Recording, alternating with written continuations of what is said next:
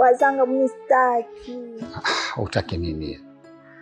Unajua wewe binti mrembo sana. Sasa mimi nataka nikwambie kitu, nataka nikubadilishe. Alafu wakati mwingine wewe mwanamke mzuri kama wewe lazima ukutane na watu kama sisi.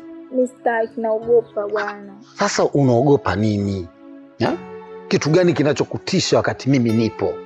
Hebu niambie, nani anakusumbua? Au iza wewe unamuogopa nani? Alafu nikuonyeshe mimi jinsi ya kufanya. Wewe kwanza utaki kuongea sana.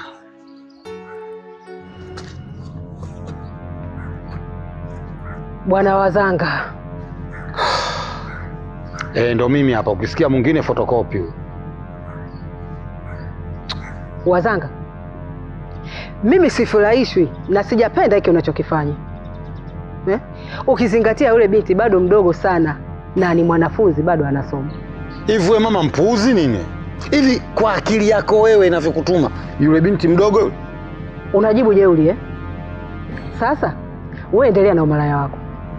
Hivi kwenye akili yako wewe inavyokutuma Wazanga anatishwa na nini? Mimi sitishwi na chochote. Kwa taarifa yako, sheria yenyewe ipo hapa. Utanitisha na lipi? Wewe nini bwana? Alafu wewe unavyoangalia yule mtoto yule. Hivi anafanana na kusoma yule? Yule anafanana na kusoma. Yule anatakiwa aolewe, awekwe ndani. Mke wa mtu basi. Wewe unakuja tu unakuta watu na stare zao na unashoboka shoboka tunaingilia kati. Nini maana yake? Haya baba. Wewe nenda. Sawa wengine nuksi kweli rafiki yangu.